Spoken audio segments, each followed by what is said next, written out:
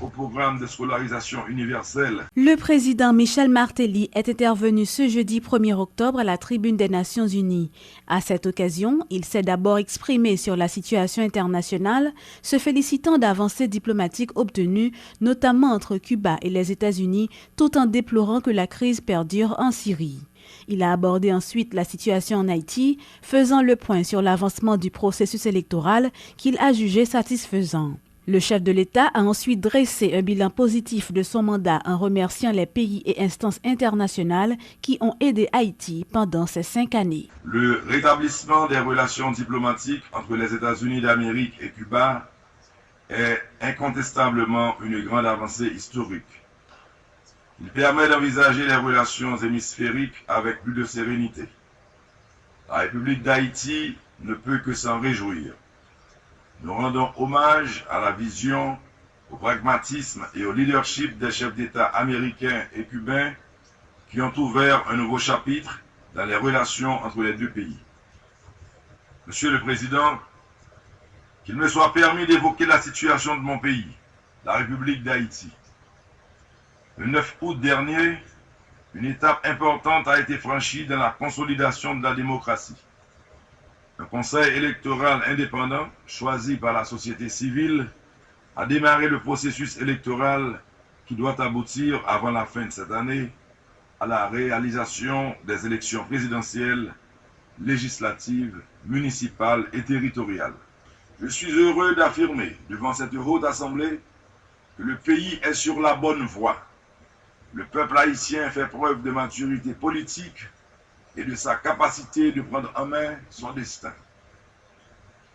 Je tiens ici à exprimer ma profonde gratitude à tous les partenaires de coopération d'Haïti et à l'Organisation des Nations Unies pour l'ampleur de l'appui fourni dans la préparation et la tenue de ces joutes. Monsieur le Président, des progrès significatifs ont été accomplis en Haïti depuis 4 ans. Je puis affirmer que sous mon administration, la démocratie s'est consolidée. Les institutions garantes de l'état de droit se sont affermies. La situation sur le plan de la sécurité s'est nettement améliorée. Et les droits de l'homme ont été promus et respectés. Jamais le nombre de conventions internationales ratifiées par le pays portant sur la protection des droits de l'homme, des droits de l'enfant, des femmes et des personnes vulnérables n'a été aussi élevé. Parallèlement, la pauvreté extrême a reculé. L'investissement direct étranger a connu une nette expansion. Et après des décennies de stagnation, l'économie a renoué avec la croissance. Grâce au programme de scolarisation universelle, gratuite et obligatoire, mis en place par mon administration, plus de millions d'enfants ont pu fréquenter l'école. Des progrès ont été aussi enregistrés en ce qui concerne l'accès à l'eau potable, la baisse du taux de mortalité infantile, l'allègement de l'extrême pauvreté et la lutte contre l'exclusion sociale. Le Conseil électoral provisoire a publié ce dimanche les résultats définitifs du premier tour des élections législatives du 9 août 2015. Selon ces résultats, Yuri Latortue et Jean-Renel Senatus sont élus au premier tour des sénatoriales partielles. Les deux candidats ont bénéficié d'une décision du Bureau du contentieux électoral national BCEN. 8 candidats à la députation ont été élus également au premier tour. Lors d'une rencontre avec la presse ce lundi, le président du CEP annonce la reprise des élections dans plusieurs circonscriptions. Pierre-Louis Opon en a profité pour rappeler que la présidentielle aura bel et bien lieu le 25 octobre prochain. Le 25 octobre 2015, nous aurons des élections pour les présidentielles, pour les législatives, sénateurs et députés deuxième tour. Nous aurons des élections pour les partielles. Premier tour, les partielles, les endroits où l'on va reprendre des élections sur décision du tribunal électoral. Et les élections pour les municipales à tour unique. Maintenant, le 27 décembre, on aura le deuxième tour des présidentielles si nécessaire. On aura le deuxième tour des législatives où il y a eu reprise sénateurs et députés. on aura le premier tour pour les locales, ASEC, CASEC, délégués de ville. De la mesure où il s'agit d'un tour unique, il n'y aura plus d'élection après le 27 décembre. Maintenant, cette modification du calendrier électoral répond à une nécessité de tenir compte de l'espace disponible à l'intérieur des bureaux de vote. Parce qu'au moment des élections, on aura d'abord le personnel électoral, c'est les 3 membres du bureau de vote, les observateurs qui seront d'office présents et le droit qu'ont les partis politiques d'avoir un représentant dans chaque bureau de vote. Aujourd'hui, nous pouvons dire, sans nous tromper, qu'il y aura au moins 53 personnes à être autorisées à être présents sur la base de la présence des candidats à la présidence. Sans compter les partis politiques qui n'ont pas de candidats à la présidence, qui ont des mandataires. Le CEP se propose d'ici quelques jours de faire une proposition aux partis politiques pour résoudre ce problème, dans la mesure où le CEP a la responsabilité de la gestion du processus électoral. De la même manière que nous avons intervenu d'office sur le calendrier afin de libérer l'espace pour pouvoir avoir le moins d'urnes possible à l'intérieur de chaque bureau de vote pour faciliter le vote de chaque électeur, nous allons aussi décider de modalités de présence des mandataires à l'intérieur des bureaux de vote pour pouvoir faciliter le jour du vote. Le conseiller Néhémie Joseph a remis sa démission ce vendredi au président de la République, Michel Martelly. Dans sa correspondance, le représentant des secteurs paysans et vaudous au CEP a fait savoir qu'il se sentait inconfortable au sein de l'institution électorale. Rappelons qu'il était, dans un premier temps, le représentant du Conseil supérieur du pouvoir judiciaire au collège transitoire du Conseil électoral permanent. Après la dissolution du CTCEP, M. Joseph a été choisi par des secteurs paysans et vaudous comme leurs représentants au sein du CEP. La campagne électorale bat son plein. Les candidats à la présidence, Jude Célestin de La Paix, Jean-Henri Séan de la plateforme Remé Haïti et Jean-Charles Moïse de Petite-Dessalines ont officiellement lancé leur caravane ce dimanche. Quel a été leur discours? Georges Allen nous en parle. À moins d'un mois de la tenue du premier tour de la prochaine présidentielle, des candidats se lancent dans leur activité de campagne. Le dernier week-end du mois de septembre aura été l'occasion pour certains d'entre eux, parmi les plus populaires, de procéder au lancement officiel de leur campagne électorale. En effet, le dimanche 27 septembre écoulé, Jude Célestin, Jean-Henri Séan et Jean-Charles Moïse ont tenu leur premier rassemblement public. Et les promesses pleuvent.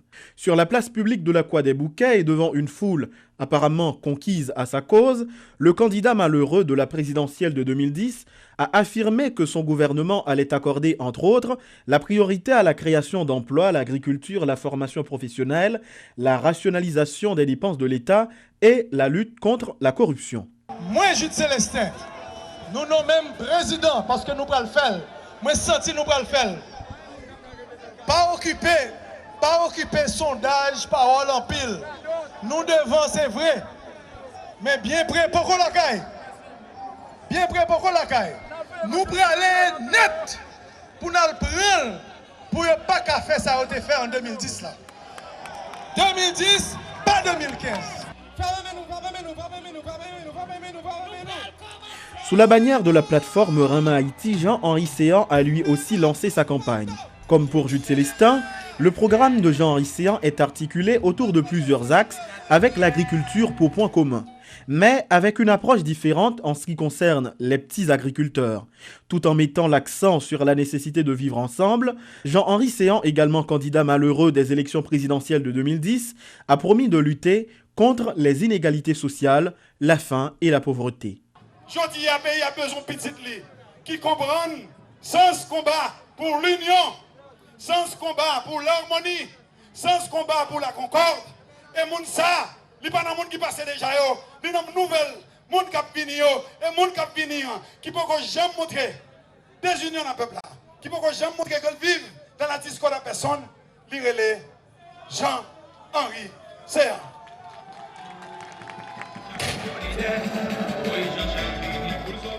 Se réclamant de l'aile dure de l'opposition, le candidat à la présidence de la plateforme Petite Dessalines, Jean-Charles Moïse, a lui aussi lancé sa campagne électorale le dimanche 27 septembre dernier. À Saint-Michel de la Talaye, l'opposant farouche à Michel Martelly s'est posé en unificateur. Il promet une société où les classes dominantes, moyennes voire démunies, ne feront qu'un. Aussi s'engage-t-il à offrir au pays son indépendance économique. Mais c'est toutefois un Moïse Jean-Charles qui ne différait guère de Jude Célestin ou de Jean-Henri Séan quant à l'urgente nécessité, selon eux, pour que l'agriculture haïtienne soit renforcée. Il y a pas 17 millions de dollars américains pour planter 2000 pieds de bananes. Ils ont fait comme ça, tourner.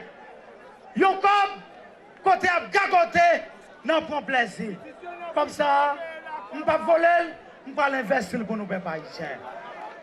Depuis que le Conseil électoral a donné le coup d'envoi de la campagne présidentielle le 9 septembre dernier, très peu des 54 candidats en lice pour briguer la magistrature suprême de l'État ont déjà emboîté le pas.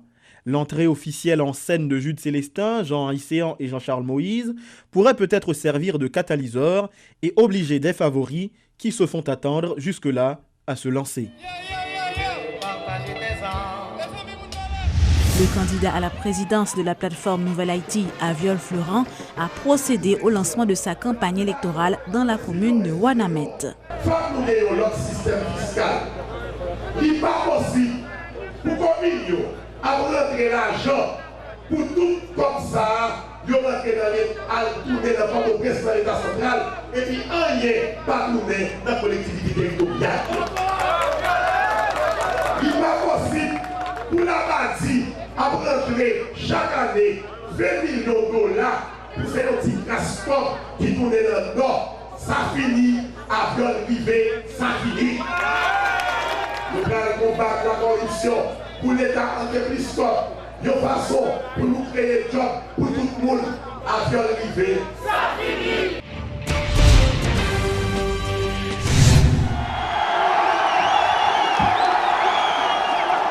L'ancien président Jean-Bertrand Aristide est sorti de son silence ce mercredi. Il s'est adressé à ses partisans après un rassemblement de son parti au niveau de la piste de l'aviation à Delma 2. Des Lavalassiens se sont rendus à pied devant la résidence de l'ancien chef d'État à Tabar pour écouter son message. Lors de son intervention, il a lancé un appel à la désobéissance civile. Le leader de Famille Lavalas a demandé au Conseil électoral provisoire d'annuler les élections législatives du 9 août dernier. Toutefois, il en a profité pour inviter le peuple à se rendre aux urnes afin de voter la candidate à la présidence du parti, Maryse Narcisse, ainsi que tous les autres candidats de cette formation politique. La radiographie coup d'État électoral 9 août 2015 l'a montré une deuxième trace. Une autre trace malade qui a nos myoniques. Ça veut dire malade qui refuse d'accepter que est malade. Dans le cas comme ça, la solution c'est d'abord mobilisation. Mobilisation, nous tous qui parlent le pays à tomber dans tout tourbillon goudou politique sans pareil. Même qui depuis 11 ans a monté le ciel par d'eau. Nous qui victimes insécurité, habits, grand goût, chômage, juste n'a filé pour sa tête dans blackout la misère, nous-mêmes qui avons souffert à tout Haïtien qui victime rapatriement citoyen qui sortit de Saint-Domingue, on met ensemble pour éviter mal là d'une mal. Nous-mêmes professionnels dans toutes branches, tant qu'avocats, ingénieurs, agronomes, infirmiers, docteurs, commerçants, paysans, notables, professeurs d'école qui ont marré la fumée désespoir depuis 11 l'année, on met ensemble pour éviter mal la vie puis mal. Nous-mêmes jeunes qui tout partout, dans la province comme la ville, dans l'université comme dans toute base, à tout quartier populaire, on mobilisé pour faire chaudière à suspendre bouillie, nous seul bon. Nous plus, nous c'est majoritaire, faut que ça bon pour nous tous. Jean-Moïse dit nous, jour qui était 9 mai 2013 là, songez, nous seul mâchoire par mon viande. Nous avons besoin de l'autre. respect pour nous tous. Vous savez comme un alphabet pas bête, riche comme malheureux, c'est entendre pour entendre nous. Après 11 années, il faut que nous recoudons le drapeau unité. Maintenant, à tout Haïtien qui vivent le Bodlo et qui soivent tourner la taille, on crée des conditions pour participation, tout le monde de bien, tout le monde sérieux, tout le monde qui n'est pas dans la politique, mais qui comprennent que s'il ne pas sauver dignité a sauvé tout. J'aime, frère, pays noir malade grave, et pour pita papitrice, il faut mobiliser contre coup d'État, juste nous rentrer démocratiquement dans le palais national avec Dr Marie Nassis comme président pays.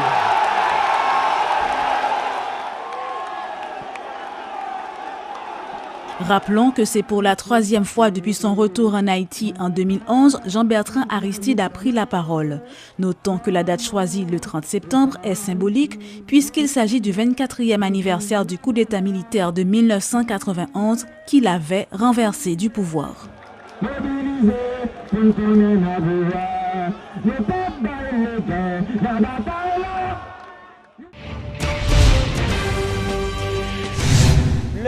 Notre bataille pour nous construire un pays. Espace de résistance patriotique, c'est le nom d'une nouvelle structure qui a pris naissance sur l'échiquier politique haïtien. Elle regroupe certains partis politiques comme la Fusion, Haïtien pour Haïti, ALA, Plateforme Paysan, Réparène, entre autres. Elle continue d'appeler à l'annulation des élections du 9 août tout en s'opposant catégoriquement à l'organisation de celle du 25 octobre. Dans une résolution adoptée après 2 journées de concertation, ces partis et personnalités politiques souhaitent la mise en place d'un gouvernement de transition. 15 moun avec les personnalités politiques, avec regroupement, avec partis politiques, collectifs candidats et front candidats, nous te mettons ensemble et nous te jugé opportun pour nous te chita réfléchir sous ligne d'attaque nous yo. Dans 2 journées de réflexion ça, nous te bay tête nous comme objectif. Dans la première journée, pour nous te réfléchir sur pour qui raison Haïti pas qu'à réaliser bon genre élection. Nous te tout réfléchi sur qui alternative pour nous bay pays ça, pour nous offrir bay pays ça pour jamais, plus jamais nous pas réaliser mode élection ça yo encore. Première journée, on est fini dans la décision que nous prenons pour que nous réfléchissions sur un espace dialogue que nous-mêmes qui prenons l'initiative, ça doit créer. Première journée, on finit tout sous nécessité pour que nous mettions tête nous ensemble et continuer le travail. Et tout ça nous voulons faire, compiler dans une résolution. Nous tous qui signons résolution ça, pas d'incohérence de côté nous. Nous clair 9 août 2015, c'est un coup d'état électoral et une bataille pour nous anéantir. Nous clair 25 octobre, libéral pimal, une bataille pour le pas arriver. Nous clair avec ce gouvernement, avec cette administration, pas jamais capable de gagner un bon genre élection et une bataille pour nous mettre un gouvernement de transition qui pourra jouer rôle ça, créer entre autres conditions pour l'élection capable de faire. De notre côté, nous sommes très cohérents. Un groupe d'étudiants de la Faculté des sciences humaines et de l'ethnologie a empêché ce mardi le déroulement du premier débat de la quinzaine présidentielle, une initiative de l'IERA qui vise à questionner la vision politique de 15 candidats à la présidence les mieux placés dans la course. Alors que le premier intervenant, le professeur Sauveur Pierre-Étienne, s'apprêtait à faire son exposé, une bagarre a éclaté. Des étudiants perturbateurs se sont affrontés avec l'assistance à coups de chaise. Le candidat de l'OPL a failli en être victime. L'aime des thématiques, grand A, politique étrangère, grand B, politique économique, grand C, les politiques publiques et en dernier lieu, l'État, à mon avis. Désolé docteur, nous ne voulons pas de votre avis. Ainsi résume-t-on le comportement des quelques étudiants qui ont perturbé ce mardi le premier débat qui devait avoir lieu dans le cadre de la quinzaine présidentielle lancée par l'une des entités de l'UEH, l'Institut d'études et de recherche africaine IERA.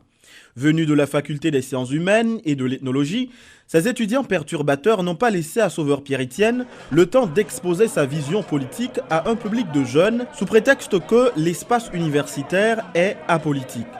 À peine le politologue a-t-il commencé à parler que les étudiants ont donné libre cours à la dialectique de la violence. À coups de poing ou de coups de chaise, la salle s'est transformée en un lieu de pugilat. L'un des initiateurs de la quinzaine présidentielle fustige la conduite des perturbateurs. L'extension frustration par rapport à ces Yera qui ont organisé l'activité. Yera lui-même va entrer dans des marches. En plus, l'autre faculté d'entrer, côté que négocier, faire mouvement pour cob, faire mouvement, ok, faire mouvement pour l'argent, faire mouvement pour manger. Nous-mêmes, nous ne pouvons pas entrer dans des marches avec eux. Mais pour les cas où nous sommes là, nous ne pouvons pas entrer dans des marches avec eux. Mais nous-mêmes, pendant nous-mêmes, nous prenons l'initiative pour faire activité comme ça, nous camper, nous écraser l'activité. L'université est souvent présentée comme un espace de débat pacifique.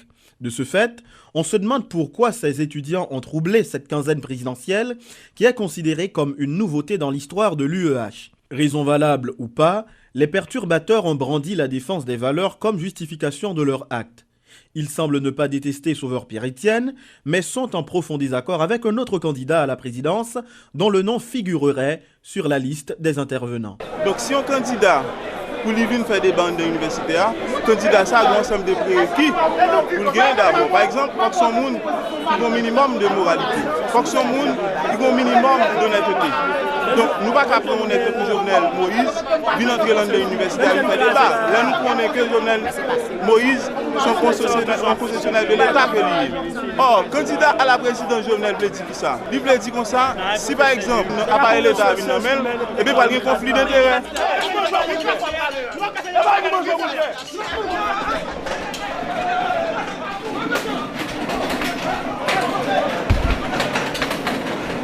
Voilà aujourd'hui un acte violent qui tend à démontrer que l'UEH est un incubateur de frustration et de revendications. Les initiateurs de la quinzaine présidentielle se proposent pourtant de poursuivre leur expérience, ce qui est douteux vu la détermination des étudiants trouble-faits.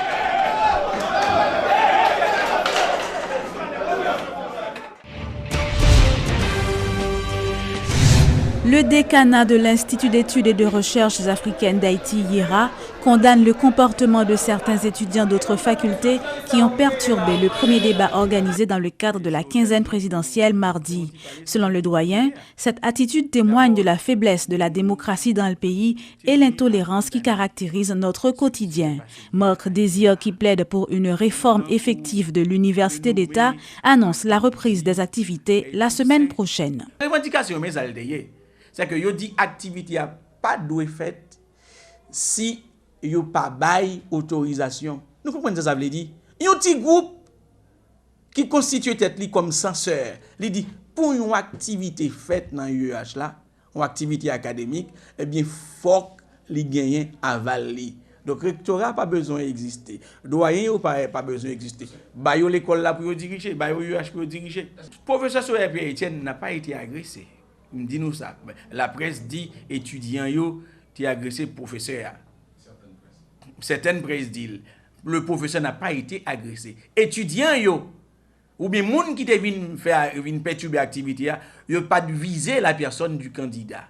Yo dit faut que yo gain autorisation, faut que étudiant y gain autorisation yo pour faire activité. C'est peut-être ça n'importe moun qui te vini yo t'a faire des ordres là parce que yo pas invité. Bon maintenant, candidat yo nous ba garantie que des mesures seront prises pour kembe monsieur sa yo sous côté pour yo pas accès à un cet espace là. Bon, dehors yo capable faire n'importe qui bagaille, mais nous même en dans espace là, yo pas gain accès. Donc là nous capable garantir yo. Et d'abord faut que nous dit si candidat yo peuvent venir. Mais il y a pour gérer ces problèmes en tant que président de la République. Quand tu es président, on n'est pas capable d'affronter les difficultés. C'est les difficultés de l'UEH. D'ailleurs, eux-mêmes doivent participer à la réforme de l'UEH. L'UEH n'est pas capable de s'allier aujourd'hui. Il y a un bagaille, toute bagaille, l'UEH aujourd'hui, c'est n'importe qui bagaille. Il n'est pas capable de ça. 2 policiers ont été tués par balle jeudi et vendredi. L'annonce a été faite par le porte-parole adjoint de la police nationale d'Haïti, Gary Desrosiers, alors qu'il présentait le bilan des opérations menées par l'institution policière. Selon l'inspecteur Desrosiers, des arrestations ont été effectuées dans le cadre de l'opération baptisée Tempête numéro 4.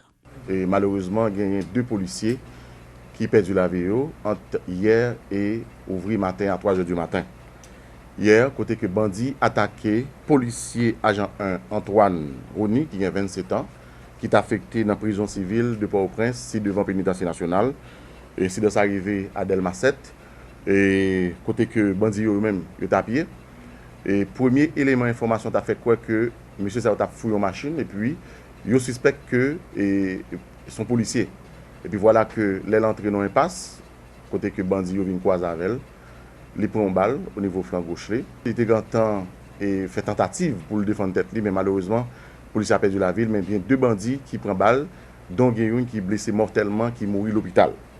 Il y a un incident tout qui arrive matin en tout, côté que policier Gédéon Francisco, ça c'est un accident de circulation, il était à bon motopolice, ça arrivait exactement dans son policier BIM, n'a noté, et il arrivait dans le marché Serradot au niveau Delma 7 je crois en dedans et bon marché c'est la d'autres là.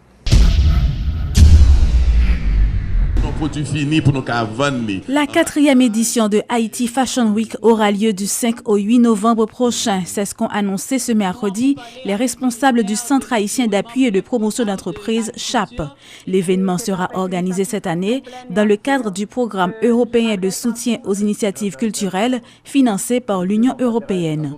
Pour cette nouvelle édition, la France sera l'invité d'honneur et la grande designer internationale Stella Jean est la marraine de l'événement. Du 5 au 8 novembre 2015, plus de 40 designers se retrouveront pour montrer leur dernière création au Caraïbes avec la France, pays incontournable de la mode par excellence comme pays invité, ainsi que la célèbre designer haïtiano-italienne Stella Jean, ce qui prouve notre ouverture au monde extérieur et notre volonté de métissage de la créativité haïtienne. À travers cet élan, en ce jour, nous sommes d'abord en train de faire justice à une filière de notre culture qui est la couture en Haïti et en train de rendre hommage à des créateurs et créatrices, artistes de l'élégance haïtienne trop longtemps ignorés. Comme j'aime à le dire, les designers haïtiens n'ont rien à envier aux collègues du monde entier. La création et la technicité sont nos acquis. Il ne nous manque que les opportunités que nous trouverons à coup sûr dans les marchés niches à travers des réseaux d'acheteurs que nous allons chercher. Haïti Fashion Week, lieu de circulation de la création et de rencontre des acteurs et des fans de la mode. Oui, la culture est vecteur d'émancipation individuelle. La culture est une ouverture d'esprit. La culture est aussi l'occasion d'enrichir son esprit. La culture est un éveil à la sensibilité esthétique et artistique. Est-ce bel et bien avec une grande fierté que je présente mes compliments à Maggie Diuxi, présidente du CHAP, et aussi aux initiateurs et participants de Haïti Fashion Week, participants de ce grand rassemblement de la haute couture. Je souhaite longue vie à Haïti Fashion Week. Et je confirme le soutien plein et entier du ministère de la Culture dans la voie du développement de ces actions. Haïti Fashion Week fait bel et bien partie de la marque haïtienne. Vive Haïti Fashion Week! Vive Haïti!